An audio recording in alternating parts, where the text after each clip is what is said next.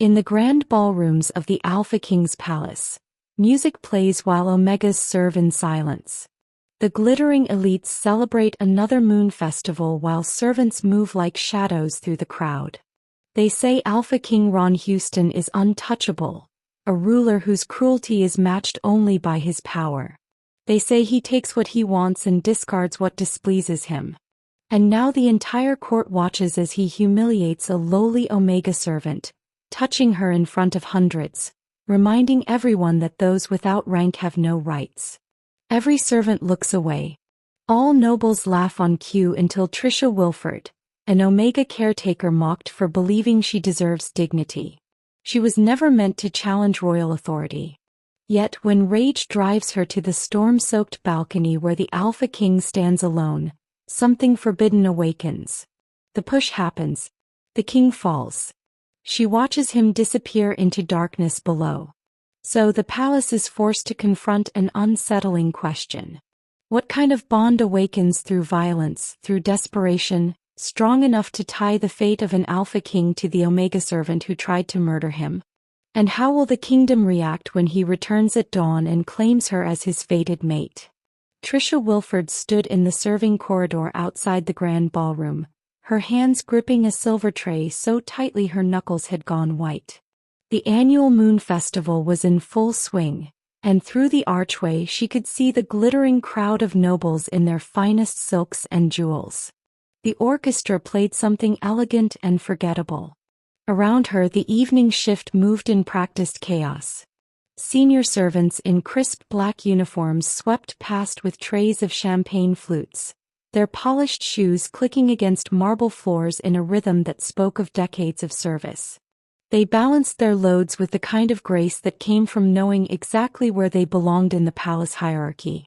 A beta server brushed past Trisha without warning, his elbow catching her shoulder hard enough to make her stumble. The champagne glasses on her tray clinked dangerously. "Watch yourself, Omega," he muttered, not even slowing down. "King's in a mood tonight. Don't give him a reason to notice you." "Did you see him earlier?" another voice whispered. "Sent 3 servants to the kennels just for breathing too loud." "Shoo, not here." They disappeared into the ballroom as Trisha exhaled slowly and adjusted her grip on the tray. One day, she told herself. One day you'll be more than invisible. "Who are you talking to?" The voice made her stomach drop. She turned to find Meredith standing in the doorway, an Omega like her, but one who'd learned to survive by becoming crueler than the betas who tormented them both. At 22, Meredith was only 2 years older than Trisha, but she wore her servant's uniform like armor, every button polished to perfection. "No one," Trisha said quickly. She kept her eyes on the tray in her hands, adjusting a glass that didn't need adjusting. "Don't react. Don't give them the satisfaction. Then get moving. The king just asked for fresh drinks." Meredith's smile was sharp. "And Trisha? Try not to spill anything on him this time. We all know how much he enjoyed making an example of you last month." The memory hit her like a slap. Ron's hand on her wrist, squeezing hard enough to bruise, his voice loud enough for everyone to hear. This is what happens when Omegas forget their place. Trisha's hands started to shake. The glasses rattled against each other, a soft chiming that seemed impossibly loud in the sudden silence. Not just Meredith now. 3 other servers had paused in the corridor to watch. "Careful," one of them said, false concern dripping from every word. "Wouldn't want you to embarrass yourself again." The laughter followed her into the ballroom. The storm arrived just after midnight, violent and sudden, as if the sky itself had grown tired of pretending. Rain lashed against the palace windows and sheets, and thunder shook the crystal chandeliers until they sang with nervous energy. The moon festival ended early, nobles fleeing to their chambers while servants scrambled to secure shutters and doors. Trisha should have gone straight to her quarters in the servants' wing. Instead, she found herself climbing the spiral staircase to the east balcony, her feet moving on autopilot while her mind replayed the evening on an endless, humiliating loop. "This one has spirit," Ron had said, his hand sliding around her waist in front of the entire ballroom. Perhaps I should sample the help more often. The nobles had laughed. The orchestra had kept playing. And Trisha had stood there, frozen, while the Alpha King's fingers dug into her hip hard enough to leave marks. She pushed open the balcony doors and stepped into the storm. Rain soaked through her servant's dress immediately, plastering dark curls to her face. He welcomed it. Wanted it to wash away the feeling of his hands, his breath, his voice. Couldn't stay away? Trisha's heart stopped. Ron Houston stood at the far end of the balcony, one hand braced against the stone railing, his gray suit jacket abandoned somewhere inside. His white dress shirt clung to his shoulders, rain-darkened and translucent.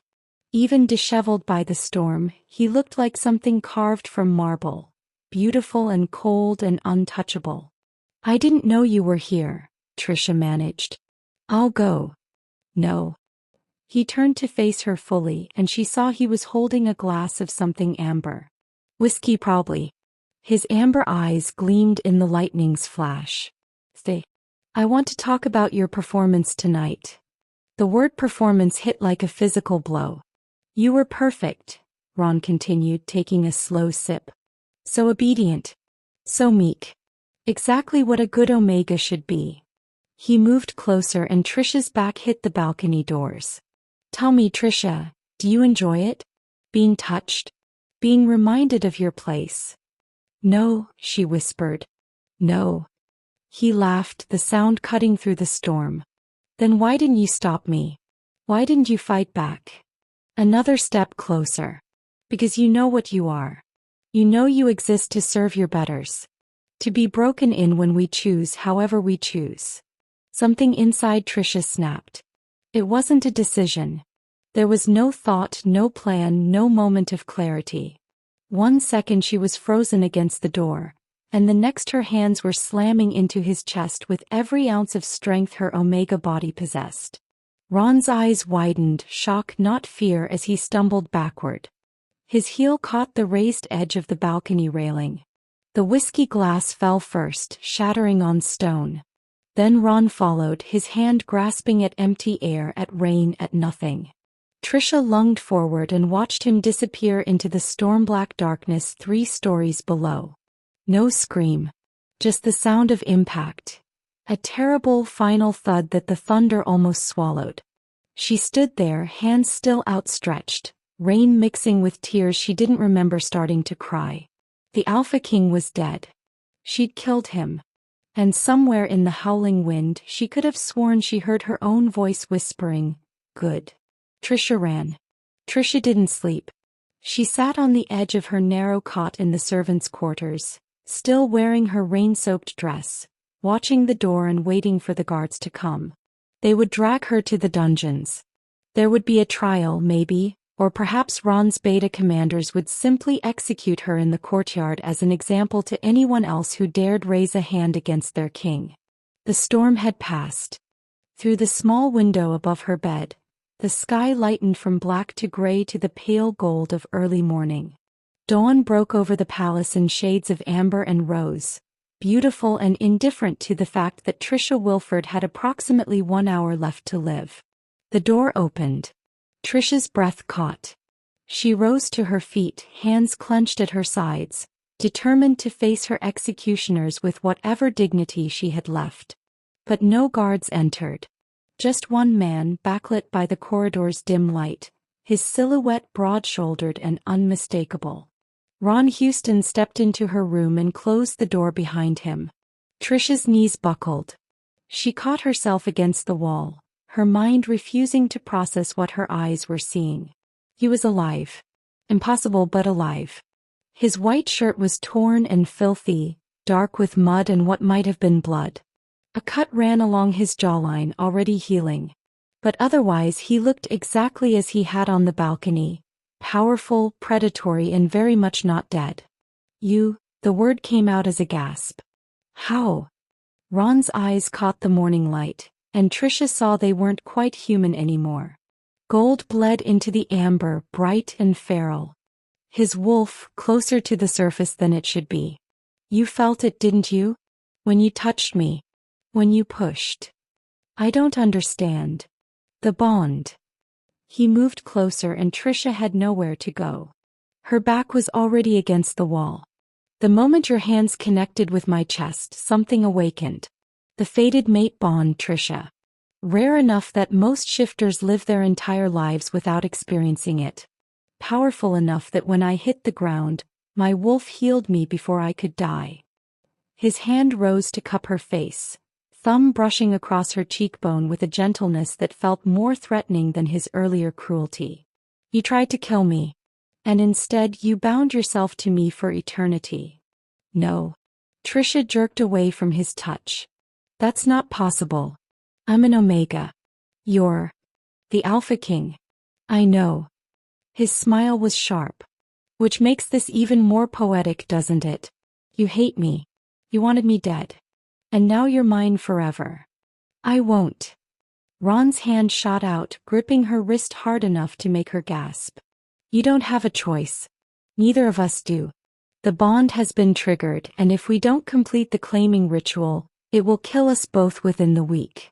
So here's what's going to happen. He pulled her toward the door with casual strength. You're going to walk with me to the throne room. You're going to stand before the court. And you're going to accept my claim as your alpha and mate. And if I refuse? Then we both die screaming. He opened the door and morning light flooded the small room. But something tells me you're not quite ready to die yet, Trisha Wilford. Not when you've finally gotten my attention. He dragged her into the corridor and she had no choice but to follow. The throne room had never felt so vast or so full. Every noble in the kingdom seemed to have materialized overnight, crowding the marble floors in their court finery, their faces ranging from shock to disgust to barely concealed glee at the scandal unfolding before them. The morning sun streamed through stained glass windows, painting everything in shades of blood and gold. Trisha stood at the center of it all, Ron's hand locked around her wrist like an iron shackle.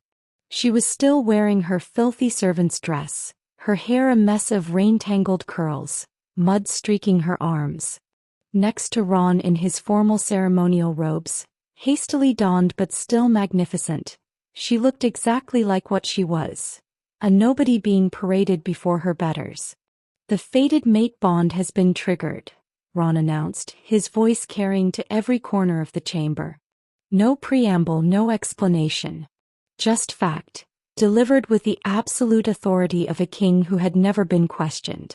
I claim Trisha Wilford as my Luna. Let any who would challenge this speak now. Silence. Not the respectful kind, but the stunned, horrified kind that came from witnessing something fundamentally wrong. An Omega. A servant. Standing where queens were meant to stand. Then the whispers started, a rising tide of disbelief and outrage barely contained by propriety. This is madness. An Omega queen will destroy us. The bloodline is ruined. Ron's hand tightened on Trisha's wrist. The ritual will proceed. Now. The high priestess approached with a ceremonial blade, her ancient face carefully neutral. She'd performed this ritual 100 times but never like this. Never for an Omega dragged from the servants' quarters still wearing yesterday's filth. She began the chant in the old language, words that had bound mates for 1,000 years. And Trisha felt the air itself grow heavy with power. Do you accept this bond? The priestess asked Trisha, though her tone suggested she already knew there was only one acceptable answer. Trisha looked at Ron. At the wolf gold gleam in his eyes. At the cruel set of his mouth that promised this was only the beginning of her nightmare. She thought about refusing. Thought about dying on her feet rather than living on her knees. But something deeper than pride whispered that death wasn't the answer. Not yet. I accept, she said and hated herself for it. Ron smiled. Then he pulled her close, one hand fisting in her hair to bare her throat. This will hurt, he whispered against her skin and bit down. The pain was exquisite, sharp and burning and so intense that Trisha's knees gave out. Ron held her upright as his teeth sank deeper. Marking her, claiming her, branding her as his before hundreds of witnesses who watched with varying degrees of horror and fascination. When he finally released her, blood ran down her neck in rivulets, and the bond snapped into place like a steel trap closing. Trisha felt it. Felt him. His rage, his triumph, his absolute certainty that she belonged to him now. The connection was nauseating in its intimacy. "You have 3 days to prepare," Ron announced, releasing her so suddenly she stumbled. "The coronation will proceed as scheduled. My Luna will be crowned alongside me, and any who question her place will answer to me personally." The court erupted in barely controlled chaos, but Trisha barely heard it. She pressed a shaking hand to her bleeding neck and felt the future closing in around her like a cage. They'd given Trisha a room in the royal wing. Not Ron's chambers, he'd made it clear the bond didn't entitle her to that intimacy, but a suite 3 doors down that had belonged to his late mother. The irony wasn't lost on anyone. The servants who prepared it wouldn't meet her eyes, and the maids who brought her fresh clothing handled everything as if contamination might spread through touch.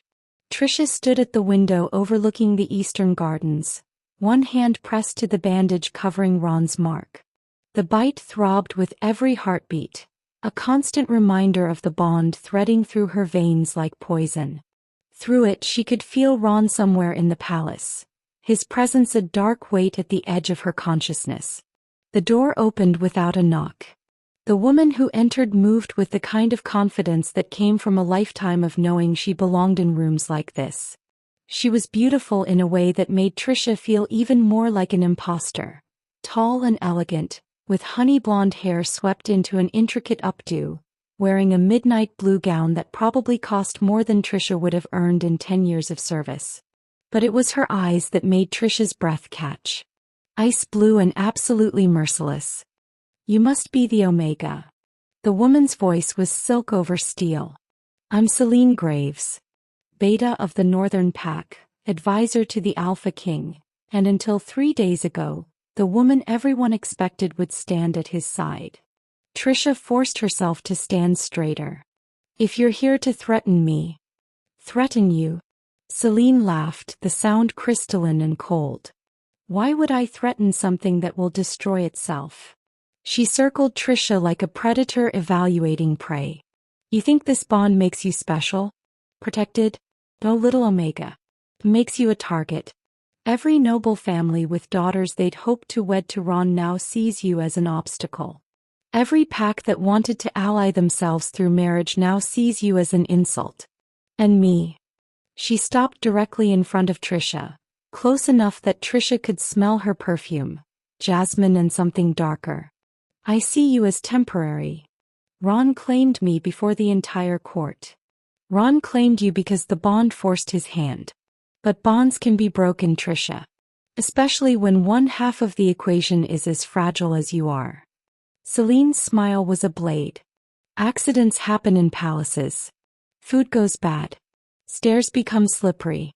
And Omega servants, even ones wearing crowns, are so very easy to replace." She left as silently as she'd arrived, and Trisha stood frozen, her hands trembling. That night, dinner was brought to her room by a servant she didn't recognize, a young man who set the tray down and fled before she could thank him. Trisha stared at the covered dishes, Celine's warning echoing in her mind. But she was hungry, and the alternative was to starve herself out of paranoia. She lifted the cover and began to eat. The poison hit her system within minutes. Trisha collapsed, her body convulsing as fire raced through her veins. She tried to scream, but her throat had sealed shut. This was it. Celine had won. She was going to die on the floor of a dead queen's room, just another Omega who'd reached too high. Then something strange happened. The pain peaked and began to recede. Trisha felt her body fighting back with an intensity that shouldn't have been possible. Cells regenerating, toxins being purged, her Omega healing factor working at a speed that defied nature. Within an hour she was gasping on the carpet, alive and whole, while the remains of her poisoned dinner congealed on the floor beside her. The door exploded inward. Ron stood in the doorway, his eyes fully wolf, his chest heaving. Through the bond he'd felt everything, her pain, her terror, her near death. The servant who'd delivered the poisoned meal was dead before sunrise. Ron had dragged him from his quarters personally, ignoring his screams of innocence, and executed him in the courtyard while the household staff watched in horrified silence. No trial. No investigation. Just swift, brutal justice that left Trisha feeling sick and strangely responsible for a death she hadn't wanted. He could have been innocent, she'd said when Ron returned to her room, blood still fresh on his hands. He touched what's mine. Ron's voice had been flat, final. Innocent or guilty doesn't matter.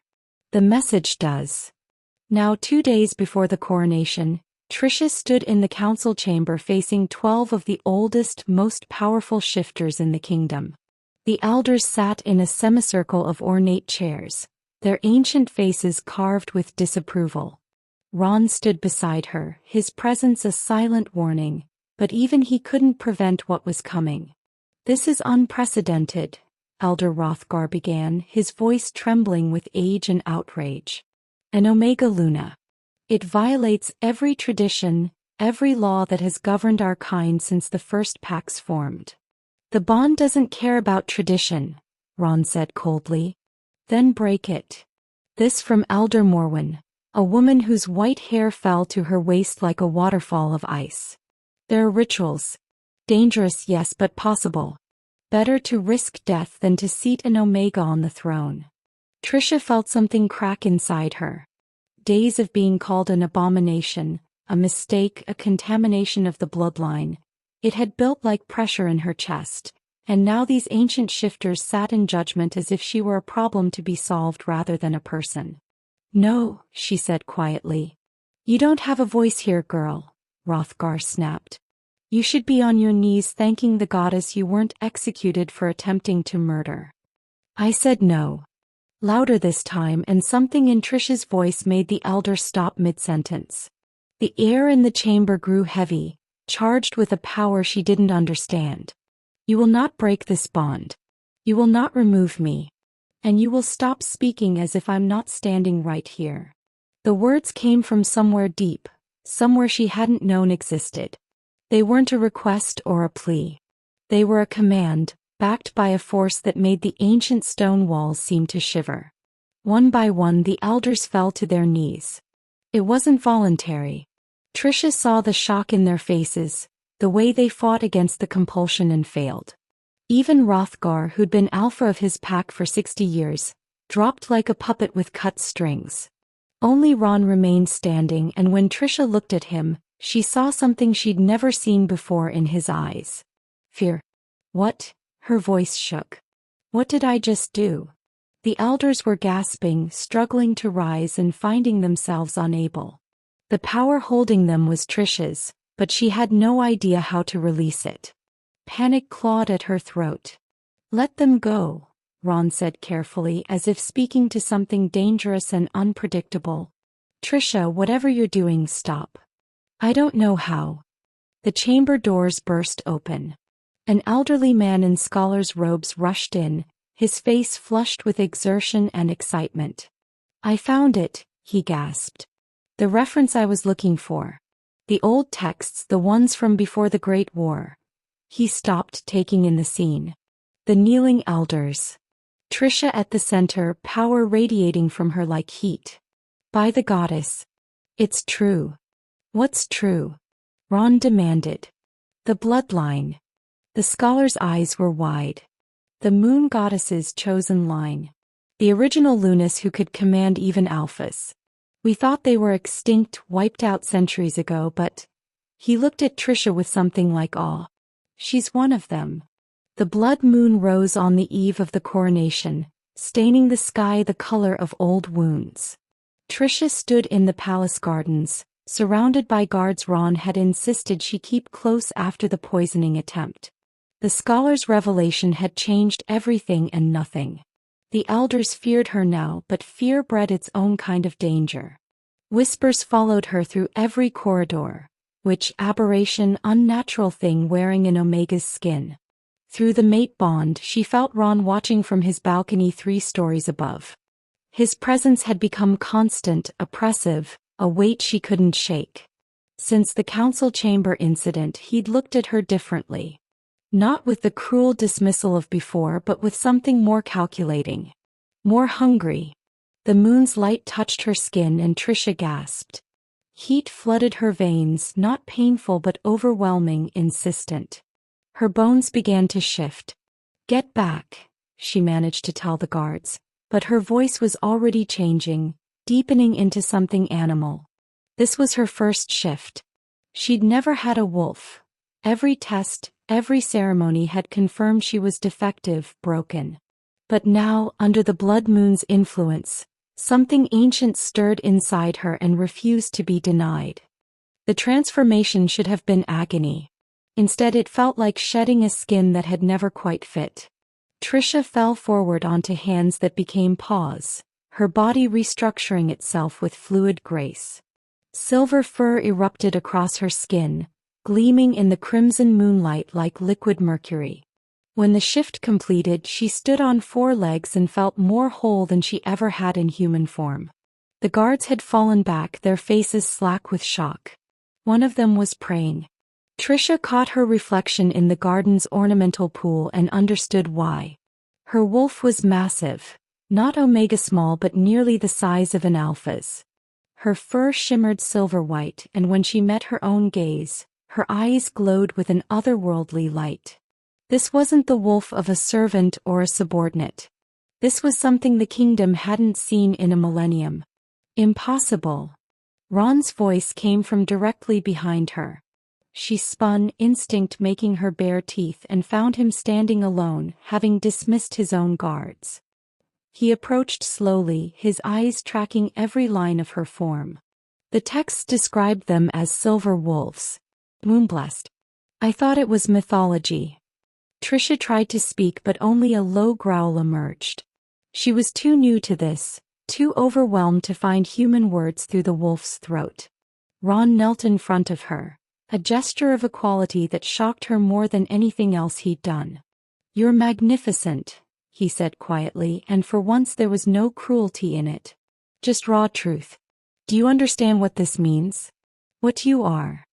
Before Trisha could attempt an answer, shouts erupted from the palace. Ron's head snapped up, his body tensing. "Stay here," he commanded, already moving toward the noise. But Trisha followed, her massive silver paws silent on the garden paths. They found chaos in the throne room, guards surrounding Elder Rothgar, who held a sheaf of papers in his trembling hands. "Treason," the elder spat when he saw Ron. "We found correspondence in her chambers. Letters to the northern rebels promising them access to the palace in exchange for..." His eyes landed on Trisha's wolf form and he recoiled. "It's true. She's a monster and she's been planning to overthrow you from the beginning." Ron's face went carefully blank. He turned to Trisha, and through the bond she felt his suspicion like acid. "Is this true?" Trisha shifted back to human form, not caring that she was naked, covered only in moonlight and fury. "I've never written a letter in my life," she said. "I can barely read. This is a setup." "The evidence," Rothgar began, "was planted." The voice came from the shadows. Celine emerged, her expression perfectly crafted concern. "Your Majesty, I discovered these tonight while conducting a security sweep. I wish they were false, but the handwriting has been verified." They locked Trisha in her chambers under guard while Ron examined the evidence. Through the bond, she felt his confusion, his anger, and underneath it all, a thread of doubt that cut deeper than any blade. He wanted to believe her. But the letters were detailed, specific, written in a hand that supposedly matched her own. Someone had gone to extraordinary lengths to frame her, and that someone had known exactly how to exploit the fragile trust between them. The coronation proceeded anyway. Ron couldn't postpone it. Too many political alliances hung in the balance. Too many packs had traveled from distant territories to witness the ceremony. So at dawn, guards came for Trisha and dressed her in the traditional Luna gown, white silk embroidered with silver thread, a mockery of the wolf form she'd revealed the night before. "If you run, they'll kill you before you reach the gates," one guard said, not unkindly. "If you're innocent, the truth will come out." Trisha didn't answer. She walked to the throne room with her head high, even as whispers of traitor, and which followed her like a curse. The ceremony was a blur of ancient words and symbolic gestures. The crown they placed on Trisha's head felt like a shackle. Ron stood beside her, magnificent in his ceremonial armor, but he didn't look at her. Not once. The mate bond between them had become a chasm of mistrust, and Trisha felt herself falling into it. The feast afterward filled the grand hall with nobles from every territory. Trisha sat at the high table, untouched food on gold plates before her, while Ron accepted congratulations and veiled concerns about his choice of mate.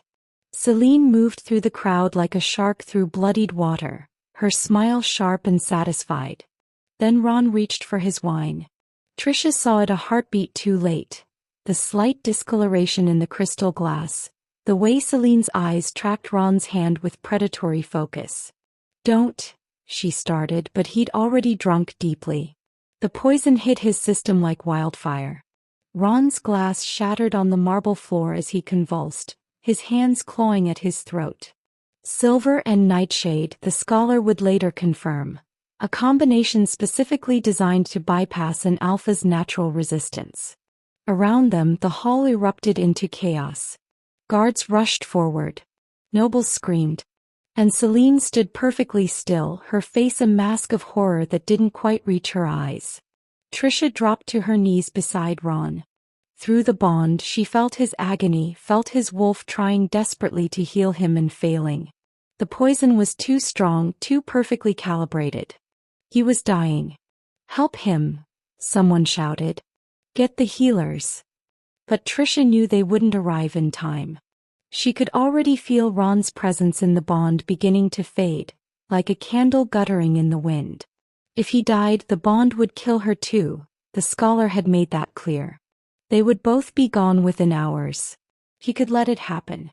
Could let the poison do what her push off the balcony hadn't accomplished. Could finally be free of the man who'd humiliated her, claimed her, bound her to a fate she'd never chosen. Ron's eyes found hers. Even dying, even poisoned, they held that same wolfish intensity. But now there was something else there too. Something that might have been regret. Trisha made her choice. She bit open her own wrist and pressed it to Ron's mouth. "Drink," she commanded, and felt her Luna voice, that impossible ancient power, force his compliance. Her blood flowed into him, silver bright and burning with the same magic that had made her shift into something legendary. The mate bond flared between them like lightning, and Trisha felt the poison being drawn from Ron's system into her own, where her enhanced healing factor could neutralize it. The pain was excruciating. But she held on even as her vision blurred, even as her own body began to fail. She held on until Ron gasped and his eyes cleared and his hand came up to grip her wrist with desperate strength. "Trisha," he rasped. Then everything went black. Trisha woke to silver light flooding her vision. Not moonlight. Something else, something that seemed to come from within her own skin. She was still on the throne room floor, but the chaos had stopped. Every person in the hall stood frozen, their faces turned toward her with expressions ranging from terror to reverence. The bond between her and Ron had changed. Where before it had been a chain linking them, now it felt like a bridge, solid, equal, built from power that flowed both ways. She could feel Ron's strength supporting her own, and her magic amplifying his in return. This was what the ancient texts had described. A true mate bond between Alpha and Luna, the way it was meant to be before centuries of tradition had twisted Omegas into property. "She's glowing," someone whispered. Ron stirred beside her, his hand still gripping her wrist. When he met her eyes, Trisha saw understanding dawn in his expression. He'd felt it too, the transformation, the shift in their connection. "You saved me," he said, and his voice carried none of his usual arrogance. Just wonder and something that might have been shame. "The ritual is complete." The ancient scholar pushed through the crowd, his face flushed with excitement and awe. The blood bond of the moon blessed. It hasn't been performed in over 1,000 years. She didn't just save you, Your Majesty. She claimed her true heritage. Trisha rose to her feet and Ron rose with her. The crown on her head no longer felt like a shackle. The Luna gown no longer felt like a costume. She turned to face the assembled court, and when she spoke, her voice carried that impossible authority that had brought elders to their knees. Someone tried to murder the Alpha King tonight. Her eyes found Celine in the crowd. Someone who had access to the royal chambers. Someone who knew exactly which poison would work. Celine's composure finally cracked. You have no proof. I don't need proof. Trisha took a step forward and the crowd parted like water. I can smell it on you. The nightshade. The silver.